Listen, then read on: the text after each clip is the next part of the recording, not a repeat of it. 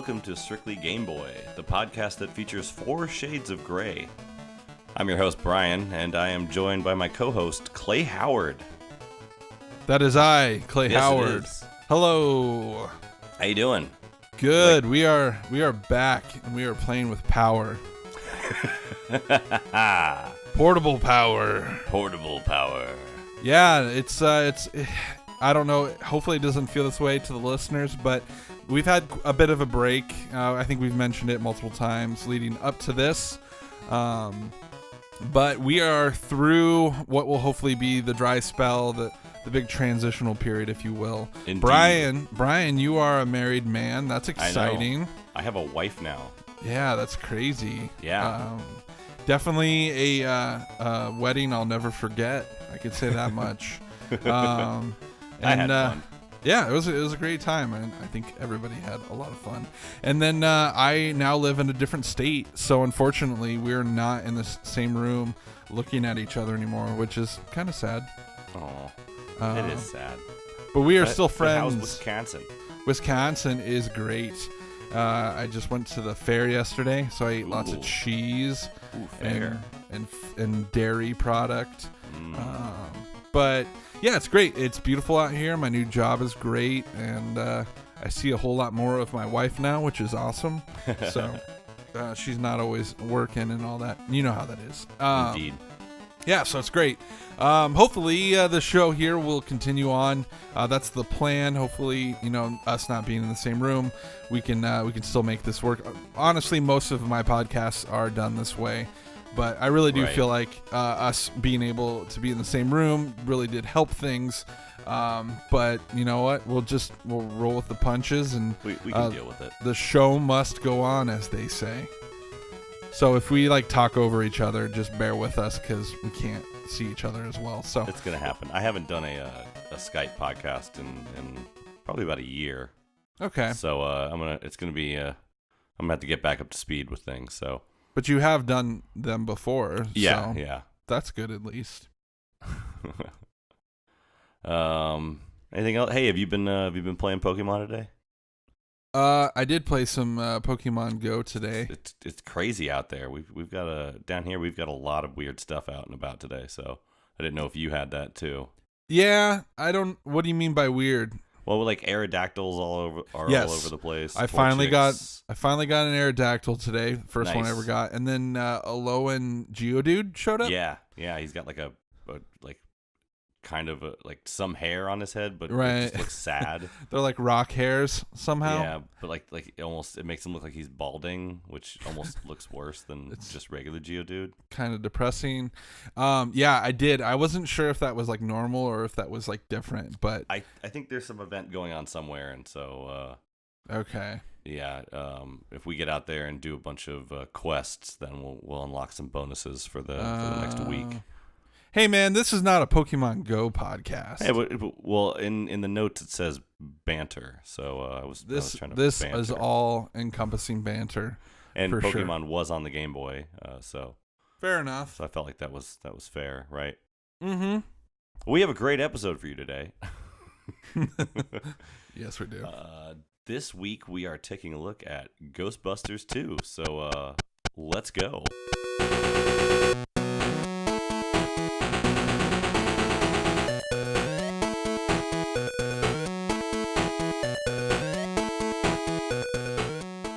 All right, so coming back now, we've got we're going to be talking about Ghostbusters 2 today. This was suggested by Electric Mastro. Yeah, I think he episode 1 or 2, he commented and also emailed us at our email and sent us a big list of games that he's a big fan of. Yeah, and dropped so a hot list on us. Big old steamy, dumpy list of good, yummy games to sink our teeth into. That was a weird sentence. But this one kind of stood out to me because, well, one, I love Ghostbusters, and what human being doesn't? But yeah, I just thought, well, that's kind of funny. I figured that a dumb license game wouldn't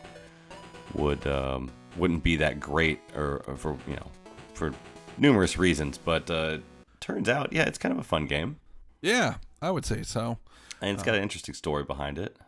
Yeah, which always makes for great podcasting. Indeed. Yeah, I mean, this was like still in the era of just mass like licensed games, tie-ins with movies and stuff. So Yeah. you'll probably see a lot of movie tie-in games that we'll be talking about on the show. But I honestly have kind of a special place for them in my heart. I'm usually, even if they do, most of them probably suck, I still enjoy playing them, trying them out, seeing how they play, how well studios handle them, and the property itself. So this is an interesting one, especially since it's 2 and not 1. Right. But it's, I think, the only Ghostbusters game for the Game Boy, and there's a reason for it. But it's just weird when it's like, oh, there's only one Ghostbuster game for the Game Boy, and it's Ghostbusters 2. But we'll talk about that, obviously. So yeah. Coming right off the bat, probably one of the biggest surprises that this game was developed by HAL. HAL Laboratories, a famous Nintendo partner. Yeah. I think when you fired it up, you were like, "What? Does that say HAL?" I was not expecting that at all. Yeah, I think that caught us off guard a little bit. I think it even maybe didn't even say HAL Laboratories. It just said HAL. And we were like, oh, that's got to be... We need to check into that. That can't be the HAL, can it? Let's see. I got it right here. No, it says HAL Lab. I don't know. Maybe I'm thinking of something else. But, yeah, that kind of caught us off guard. But they published this game in Japan, but I guess they didn't really have any intention of bringing it over here because they didn't own the license over here. Activision owned that. And... Activision got a hold of them, I guess, and decided, hey, can we just publish this game on the Game Boy? That'd be really nice if we could do that. So they kind of worked together on that, I guess. Nice. The best I can get for the States is like December 1990. The EU version hit somewhere in 91. Most sources have the release date for like the Famicom version.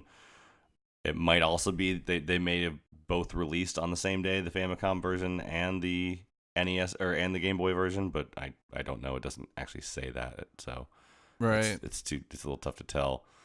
Also was not aware that there was an NES version of that was like this. So yeah, I had no idea either. In fact, when I read some of the stuff you had done research for, I was like, what? Which I guess it's not that like crazy far-fetched to believe that, but I guess I just never put it together. And so after I read that today, I was like, well, I should go see how similar they are. Did you look into it at all? Yeah. And so I did. I pulled up NES and looked at their the Ghostbuster games for the NES. And there's a couple different Ghostbuster 2 games. In fact, as far as I can tell, there's 2. Really? There's one called Ghostbusters 2, and there's one called New Ghostbusters 2. Okay. So which is this game. So yeah, which is it's weird because the new Ghostbusters and then there's like the original Ghostbusters, the cartoon shows. They're right. They're different, and one of them is stupid. The other one is based off of the famous movie. But the concept of busting ghosts is an old cartoon concept. So this isn't like the first time that Harold Ramis didn't come up with this. So yeah, and. Can I just say of the 2 Ghostbuster 2 NES games, the one of them, I'm assuming it's the original, is just an awful game. That would be the Activision one, I assume. Okay, I didn't play it for too long, but I game overed twice in under 3 minutes. It is just a terrible side-scrolling shooter that is just so bad. And so I was like, whoa, this is bad. And then I went to the other one and I was like, okay, this is definitely what they ported to the Game Boy. Right. And it plays very similar. There's one key thing that differentiates the NES and the Game Boy one. And I won't hit on it just yet because I'm sure we're going to bring it up. Okay. It's a big flaw on the Game Boy that the NES got right. But Okay. But yeah, they're very similar though. Other than that, so yeah, if you're interested in looking up that one, it looks much better in color than black and white. But anyway, sorry, continue. Oh no, so this is most likely just a port. I mean, it looks like a port. It probably is a port. I'm not, I don't know if they came out both on the same day, like I said earlier, but I don't know if you would consider it a port if they both came out on the same day. Not exactly sure how that works, but yeah, most likely a port. It seems odd that like Activision and HAL would team up together. I think I've come up with a good explanation for it. But even still, Activision made its name as a studio that like published its own games, developed and published in-house. So them kind of licensing someone else's game to release in the States, I think just kind of sounds a little weird, but yeah. Activision had owned the Ghostbusters license for a really long time, going back to the legendary David Crane's PC Ghostbusters game. The game itself is not legendary. David Crane is legendary. Gotcha.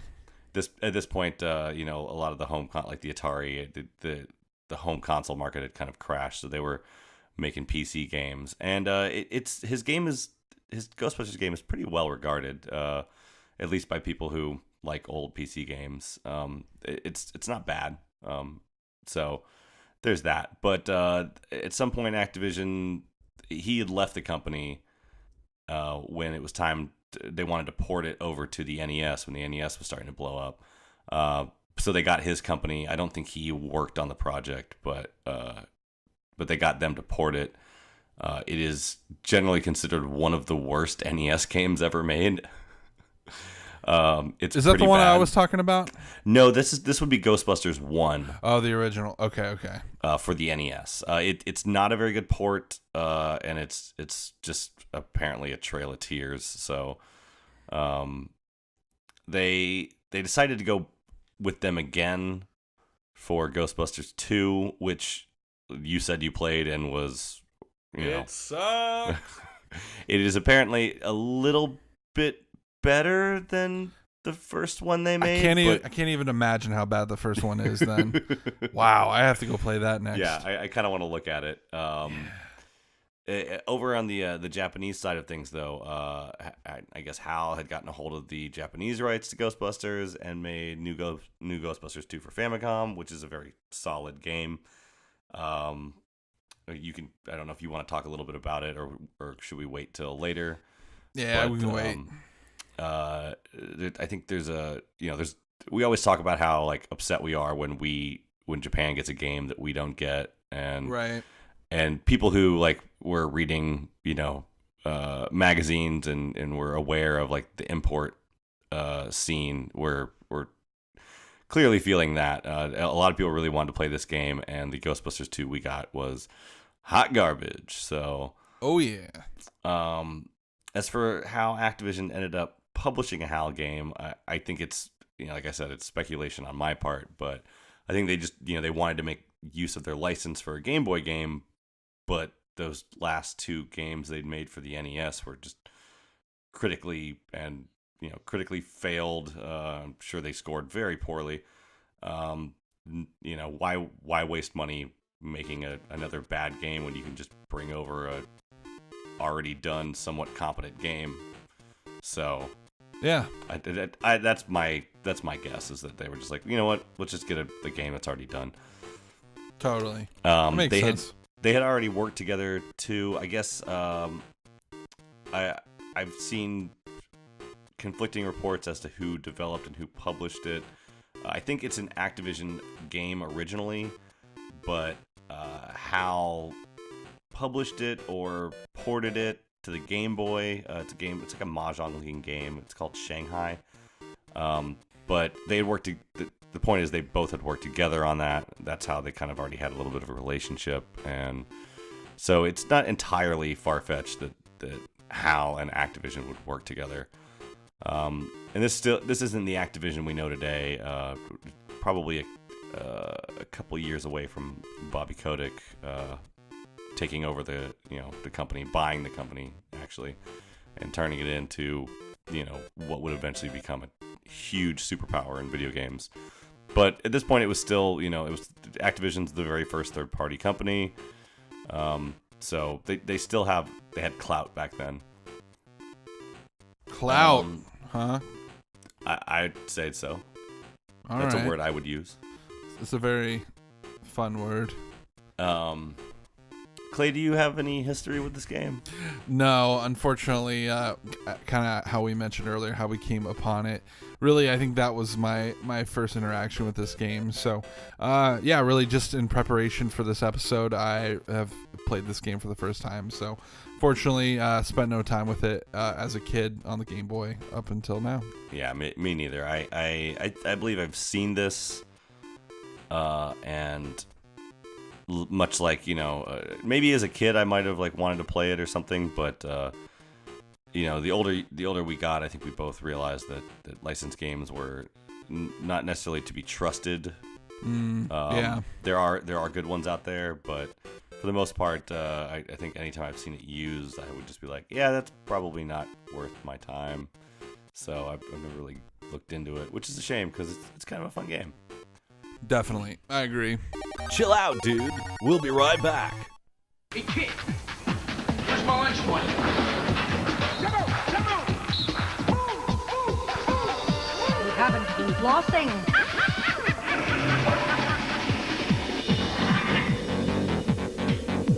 You haven't been flossing. Get a job. Escape to a world of color for each and every Game Boy game. New Game Boy Color. Get a job, Clay. Yeah, you bum. Get back to work. You're a bum. You're a bum. Get a job. Yeah, so that's an interesting commercial. Obviously, if you can only hear and not watch, that is a Game Boy Color commercial. Pretty much showing off how much black and white sucks. Right, and the pressure of being a child, I'm a teenager, I have so much responsibility. Yeah, I gotta climb on the gym rope, and I go to the dentist that my parents are paying for, and God, I just want to play Tetris in color. Yeah. No, but there's something about the commercial going from black and white to color. You could tell they were really trying to emphasize how impactful it is to have a color Game Boy now, and I don't know, just seeing so Game Boy vibrant. Color commercials kind of brings it back for me. I'm not sure why the Game Boy just appears out of nowhere at his feet and opens a brick wall behind him to a colorful landscape of flowers and Tetris, but whatever. Because Nintendo created Game Boys to take us away from all of that. It transports us to a very colorful, flowery grove in the middle of nowhere where we can play Tetris and look like Game & Watch Gallery, I think, was the other one. Was that what it was? I think so. Yeah. It's Tetris, whoa. And I can't tell. There's four different games that pop up on there. Yeah. Real quick. If I felt like it, maybe I'd just go through and pause and look. But whatever. It's not that big a deal. It's just a commercial, people. Yeah, settle down. I do like how he was wearing a yellow shirt the whole time. It's so much more colorful that way. It reminds me of it was like a YouTube sketch where it's like a film noir thing. It's all in black and white, and at the very end you see the guy who's wearing the fedora, the private eye the whole time. It was pink the whole time. Just was that pink? And it's like, yeah. He's like, why do you have a pink foot? Never mind. That's pretty much the same thing. Yeah. But yeah, nothing super special in this one. I guess some of the things that are, trying to take the boy away at the beginning, the teenage, angst or whatever, was kind of humorous. But overall, just a kind of meh commercial. But yeah, the material in the commercial isn't what's important. What's important is that, color. right, Here's the color. Like, that's the payoff. totally. Coming back in, why don't we get down to business and discuss this game? Let's. All right, so we're gonna go ahead and this is Story! Ghostbusters 2. So Story. indeed, the Let's story, talk about some story. is basically the story of Ghostbusters 2, Yeah. but it starts kind of in the middle of the movie. If you remember, Janusz, I'm assuming that's Janusz, comes up and steals Dana's baby Oscar from her apartment and flies away with him in a little baby carriage in a pram, if you will. That scene always scared the crap out of me when I was a kid. It's really creepy. Not as creepy on the Game Boy, but yeah, in No. the movie version, definitely very creepy. He's got a really creepy face going on. Kind of looks like Iwata in the cut scene of the Game Boy Oh, yeah? one. I think so. I don't have If you watch the it. cutscene pulled up right now. Bummer. Yeah, it definitely looks like Iwata. R.I.P. Oh, No disrespect to the man. Just saying, it kind of no. looks like I'm him. not gonna make any ghost jokes. But yeah, and kind of, Bill Murray's character sort of turns to the camera and just kind of shrugs, like, can't tell if he's annoyed or just like, well, here we go again. But Right. then he turns around and comes back with the 4 Ghostbusters with their proton packs, and the game begins. I guess it's a good idea to set your game at the point in the movie when, like, the action really picks up. So Right. sure, that's not a bad place to begin. So And the fact that there's a cut scene at all, I would say, is a win for this game. right, yeah. So I don't know if there's anything really more to say about the story. You go through the like the courthouse, and then the sewers. It's like different locales from the movie. Ending with the Vigo fight. But yeah, as far as the story goes, it's just Ghostbusters 2, really. yeah. Do you have a list of the different levels up, or I forgot to put them in here, or I don't know if I just didn't care to put them in here. It's not. Yeah, I do not. There are 6 levels. I think they each have 3 or 4 floors each. But yeah, you begin with the courtroom, then the sewer, and those are the only ones I can remember off the top of my head. It each ends with a boss. Culminates, Dolomites, with a boss fight. Do you remember the 2 ghost brothers that show up in the courtroom from the movie? That are both in electric chairs. They come back to haunt the judge that sent them to death row. They're That's one of right. the bosses. The ghost train, which I can't remember the name of it. Of course, Ray Stantz remembers the name of it because he gives Winston a real good rundown after he gets run over by the ghost train. Yeah. As for the levels, they're kind of whatever, I guess. Yeah, and by the way, I looked it up. There's only three different, not levels, but you know what I mean, levels. They call them floors, I think. Well, there's a bunch of floors, but there's only 3 levels with multiple floors. Oh, so okay. You got them all right. It's Okay, so I was almost done with the game then. Oh, Yeah. I thought I was like halfway through the game.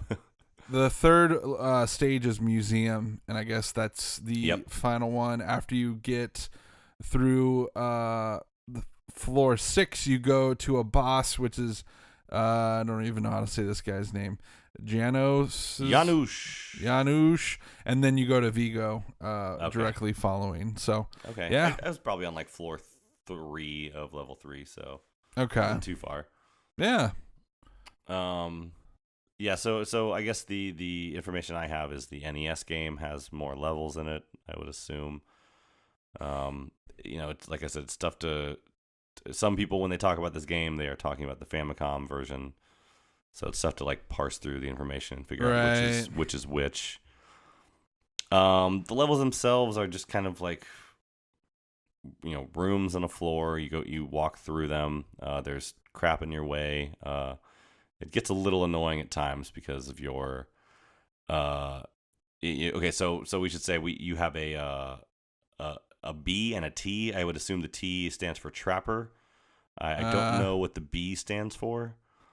I don't the protoner, I guess, but that's not I'm not sure that they never really called themselves anything. I guess maybe they're busters because they're ghost busting.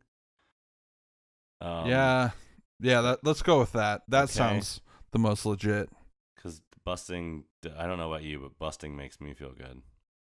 I like to bust a move. Yeah. Oh yeah. That is busting of all kinds. I don't care what it is. So, but yeah, you are controlling the guy with the stream, as it were, and following you around is an AI companion who has your trap. And you stun the ghost, and then the B button is for your trapper, and he will suck the ghost up. Yes. So you got two characters that you're moving around. Obviously, you're controlling one guy, and the other dude just follows. Yeah, and this is the part that becomes tricky because it is a tough thing to do. To have a guy following you. And not have him, and he does. Basically, it gets annoying because your character is constantly getting caught on things, and if you don't, fix it, you can basically walk off and leave your partner. Yeah, and so that's a little difficult. What I mentioned earlier was there was one big difference between the NES and this version. The NES version allows you to walk through your companion.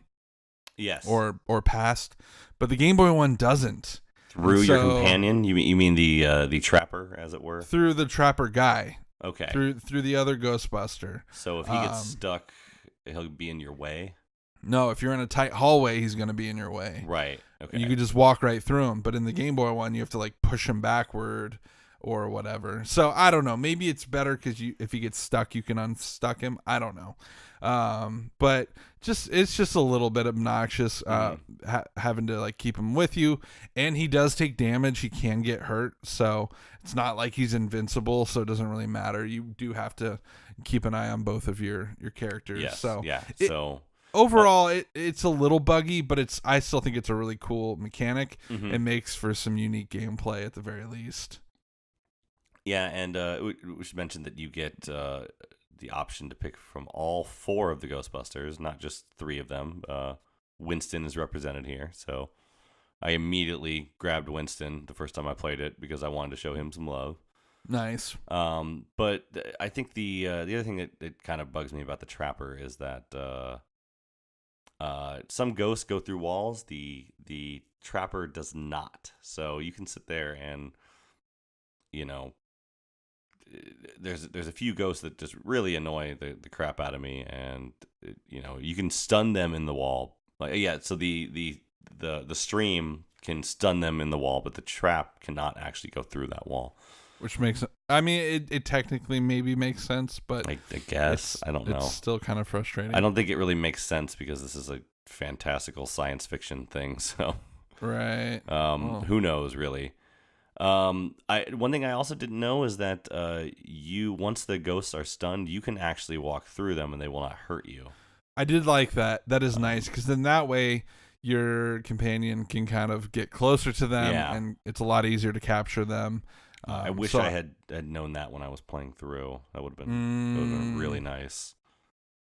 Yeah, what a noob. Sorry. The levels themselves, they don't like really get challenging. I guess they get like just more annoying, like tougher to like get through, especially because the ghosts just appear. They don't have set placements. They just, you just got to keep going to all the places you've been to before and keep making them spawn. Yeah, it's like there's not a lot of like direction. It's just keep moving around until you find them all, and once you clear the room, the level's over. So you're not trying to get to a certain location, and it's not like as you explore new areas is where you find new enemies. They could literally be, you could go through the whole level and then have to go all the way back to where you began to find them. And then there's a timer, right? So you have to do this within a certain amount of time. Would you like to tell everybody what happens if you don't kill them within the time? Not a whole lot. All of a sudden, every ghost that you encounter after that is just the floating, ghost with the slash through him, the logo of the game, or the logo of Ghostbusters, really. They're just spinning around, and it is actually really, really nice. Yeah, it's a very strange penalty, if you want to call it that. I think the penalty is you probably do not get many or no points. You don't get as many points, or maybe you get no points after time runs out. I think it's a score thing. But it's also really, really great because some of these ghosts, they act, they have different patterns, and they're really annoying. Especially the clowns that are on the ball. Those can get you real quick. You could just completely wipe your team. So not having them running around is kind of nice. Any ghost that spins also goes on my my hate list. That is invincible for a while it's spinning. I like the joggers; they're fine. Just like the normal ghostly apparitions. If they fly around, they're cool with me. Right. Also, throughout the game, you will come across your other Ghostbuster pals. Yes. That you can switch out with. And they usually give you something, right? Or they just switch out? Right. I think they have different abilities and things, even if it's just for a short time. Yeah. I'm not entirely sure how that works. My favorite ability is the one that allows you to break any wall. Ooh. Yeah. That's so cool. You can just say, I'm really sick of this level. Because I have to keep going around all of this crap. Never mind. I want this part of the wall broken right here. I think you can do 3 or 4 of those before it will run out. So choose where you want your walls wisely and move through. Close second is it looks like a flamethrower that just destroys them without having to trap them. Right. So I try and get out there. You get maybe 1 minute with it, so try and get as many ghosts as you can. Nice. Also, standing around it looks like Lewis, Rick Moranis' character, and Dana, Sigourney Weaver. And they usually give you, I think Lewis usually gives you health, which will go to any random, usually your trapper. Well, I think usually gets the health because he's the one that you can't really control and will get you into trouble by just, getting in your way or getting hurt really a little bit more easily. Right. And then Dana, I think she also gives you power ups. So awesome. So let's talk visuals here. In case you're not watching gameplay right now, the whole game takes place with a top-down perspective. Kind of reminds me of kind of Pokemon meets I don't know if you've played this, Zombies Ate My Neighbors for the SNES. I can see that. And so it's a really simple art style, which I really appreciate, especially the character models. They actually they pull it off. It's pretty successful. They're these little kind of chibi looking characters, I guess. Totally. Yeah, but, I would say that. There's enough there's enough in the little models themselves to be like, oh, that's Bill Murray. Totally. Ray's got his little goggles on his head, which sometimes sometimes Dan Aykroyd has his character is wearing in the movie. Bill Murray's got his little widow's peak, so it's kind of easy to tell who's who. Totally. I think I thought that Dana was Janine at first, but then realized that she was not wearing glasses. So Janine is not represented in this game, I don't think. Okay. But yeah, you can totally tell who's who. So yeah, and I love the little chibi thing where they're like shorter, little pudgier versions of themselves, and I think it works really well. It especially does. After I looked at the other Ghostbuster 2 for the NES, I'm like, ugh. That art style is garbage compared. So thankfully, the developers knew what was going to look good and work best for what they had. Yeah. Another thing I noticed difference-wise from the NES version is it's much more zoomed in. So everything's a little bit bigger, which is pretty standard when you port something from the NES to the Game Boy. Yeah. Typically, you zoom it in a little bit, make it a little bit bigger. That way you can see everything clearly, and you just have less to worry about being on the screen at once. Right. That has a lot to do with it too. So that would help, when you're trying to explore rooms, if you could see a little more. In fact, speaking of Zombies Ate My Neighbors, that game has a radar kind of thing where you can see whereabouts things are. Right. So I feel like this game could benefit from that, because sometimes you're just, like you said, you just have to wander around hoping that you'll find, the remaining bad guys, because it says you got 12 left, and you're like, well, I don't know where those 12 are, and they just respawn randomly. So that would be nice. Lastly, one thing I want to mention, the floors in this game, for the most part, if I remember correctly, are pretty much all white. You're pretty much constantly walking on white floors. Which is obviously done to keep things easy to see and clear what you're looking at. Occasionally there'll be like little patterns. I think in the what do you call it? He does look a little like Iwata. That's crazy. Oh man. I like in the sewers. There's a lot of that, like this kind of patterns on the walls and stuff. But for the most part, floors are just white. And some train tracks during boss fights or something like that. But right, and then they put like obstacles throughout the levels that are like a different shade of black or green or whatever you want to call it. Yeah. So not the most visually like stunning looking thing, but they're little puzzle rooms, I guess. So as long as it's easy to see and not too cluttered, it works for me. Yeah. So I do like how during boss fights your AI partner is he has invincible. a shield, right? Yes. Yeah. So that makes it nice. And there's also a power up where you can kind of Galaga style add a second ship, and he will also fire. That's right. Yeah. That's awesome. I like that. Audio wise, what did you think about the music? Oh my gosh. This music is awful. Yeah. It's really bad. And it's like just it's the same crap over and over again.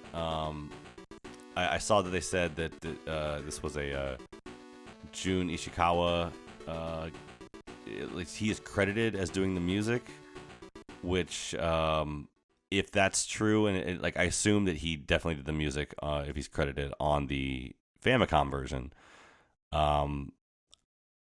I don't know if he also did the music for this, but it's not his finest work. He's a good composer. This is just the same thing over and over again. Very simplistic. Yeah. I was listening to the music because I was dumping it onto my computer for the episode before we recorded, and we might just have to play the theme.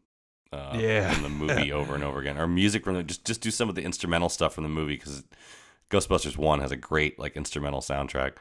Right. Yeah, honestly, other than the intro, the actual Ghostbusters song, other than that, it's the rest of the music is super repetitive and kind of obnoxious. So yeah, if you're listening to this really episode and it gets old, I apologize, and I get that Game Boy music has to repeat at some point and it isn't known to be the most intricate of music, but wow, this stuff is very repetitive. No, we've heard some really good stuff. Totally. Over the the 8 episodes we've done before this. This is just new. Yeah. So unfortunately, probably one of its weaker points is the music. Visually, thankfully, it's good. So, but yeah. Anything else audio visual wise that we missed? Maybe. I as far as like the oh man, I just got to the credits in the long play and the pictures of the characters. Harold Ramis looks pretty spot on. Hang on, I'm pulling it up too. They do not like. Oh, Winston. Ooh, yeah. They have like these Janusz. Ooh. Vigo's not too bad. Yeah, they have their own little like baby Oscar. Yeah, no, not. They kind of dropped the ball on that one. Okay, they're like close up, like pixel art of Yeah. each character. Yeah. Yeah. They tried. Bless their it's, hearts. It's true. It's true. No, I don't really remember how the actual sound effects of the game went, or how good or bad they were. But you know, nothing special. The real the fun part of this game is just in the gameplay. Yeah, definitely. It's pretty unique. All right. I think should we just hit final thoughts here before we wrap things up? Yeah. I like this game. I think I got to a point where I was like, okay, I'm done. I can't really progress any further without because utilizing save states it's kind of weird in this because unless you're just constantly save scumming, I wasn't really like clear on a good way to do that. So, but turns out I didn't realize that I was like very close to the end of the game. So, give it points for that. It didn't start to like really make me mad until the end of the game. So, yeah, I don't know. I like it. And if nothing else, it also made me want to go look at the Famicom version, which I'm kind of intrigued to try out now. Totally. Yeah. Okay. Yeah, for me, I'm with you. I think for what it is, the length is probably I wouldn't go any longer, obviously. Yeah. I think it just needed something else. I think it's missing an additional element to keep things fresh. Yeah. Whether it's a secondary level type where you on the third I don't know, floor of every level, it goes to a side-scrolling minigame or something. I don't know. It gets a little too repetitive, especially for a just capture all the bad guys. So it's not, even if you like wanted to like better yourself and get like run the levels quicker, it's not really one of those games where you can really do that a whole lot. So yeah, I don't know how I wonder if like there's a speedrunning community behind this that like has little tricks for making all of the ghosts appear. Because Right. there's a set number in each area that you have to get to, and it seems like the only way to get to that number is just by walking around the level until you've triggered all of them. Walking back to the same parts of the level you walked to earlier to trigger them. So, Mm-hmm. you can't really do it any faster than just being efficient and, maybe knowing a thing or two about how the game works. Yeah. So, I don't know. Like you said, it doesn't really become more challenging. It just becomes more annoying toward the end. When the difficulty ramps up, I guess. So, yeah, other than that, it's still a fun idea. It's a cool concept. I can't really say, the 2-player, style of this game is like blank game. It is kind of unique and it works well for the subject matter with, a movie about buddies working together to capture ghosts, I guess. So, but visually, it's a cool game. I like the character designs a lot, so that makes it more endearing and unique to me. Mm-hmm. So yeah, not bad. Could be better. Too bad this wasn't like for the first Ghostbusters, and they didn't make like a second one where they kind of fix some of these issues. Right. But But yeah, definitely check out the NES version too, because it's pretty cool. Well, not the NES version, the Famicom version. The NES I don't version, know, no. man. I don't know, man. I think the version I was playing was not a Japanese version. I'm pretty sure it was an American version or a European version.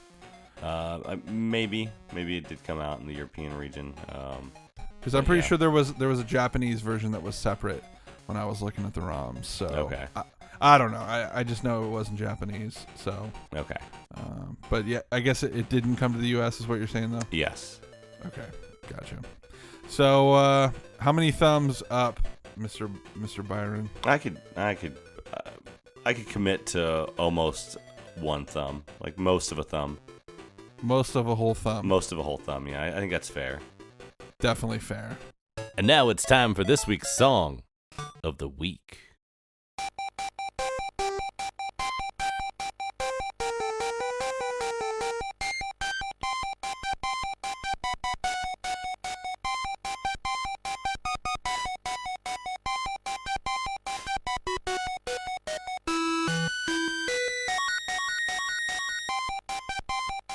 Coming in from our song of the week, it is the Spellbound Forest from Rayman Game Boy Color. Yeah. Not Rayman. It's no number behind it, just Rayman for the Game Boy Color. Yeah. Have you ever played this game? I actually have not. Okay, yeah, I haven't either. So I was curious to see how much. Maybe we'll have to take a look at it because I really like the song. Yeah, I would love to play. I would love to review this game on the show for sure. I think it takes a little while to get going. I was confused as to why there was no low end on it. There was no bass notes. It was just some crappy drum MIDI and some really high end notes. But all of a sudden the bass starts to kick in and it gets this kind of it has a creepy feel to it already.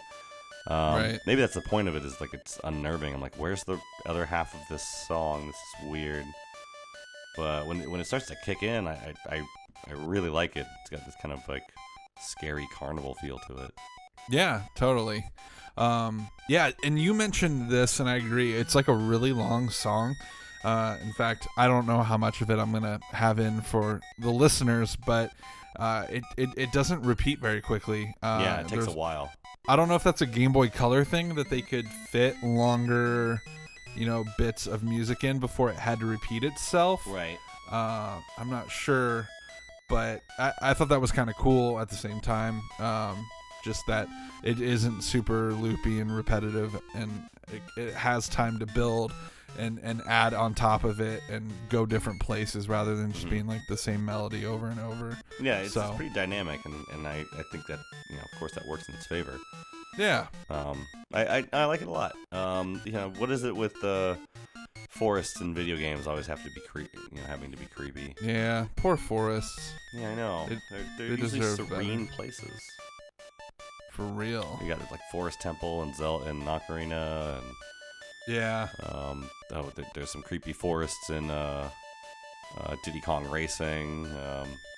This would be the second creepy forest song we've played on this show. That's right. I forgot we did that. Yeah, that's funny. Come on, man. Give Forest some more love. You're right. I'm sorry, forests. Yeah. But we should definitely add this game to our list at some point. Yeah, I'm a fan of Rayman games. Let's do it. I think the first one I ever played was the N64 Rayman. Yeah. I think it was Rayman 2 maybe. I think Rayman 2 is the first one I played. Also, I have a friend who I don't know if it still is, but Rayman 2 was his favorite platformer of all time. Oh wow! So nice. He swears by it. So I think it's a fun game. Nice, awesome. All right. Well, thanks so much for joining us for this episode. You've done it. You've made it to the end of another Strictly Game Boy. If you want, you can find out more of our episodes on thenintendovillage.com. And we are also on the Nintendo Village YouTube as well as iTunes. Anything you want to say, Clay? Ghostbusters! So join us next episode for more Strictly Game Boy. Thanks a lot, everybody. See you later.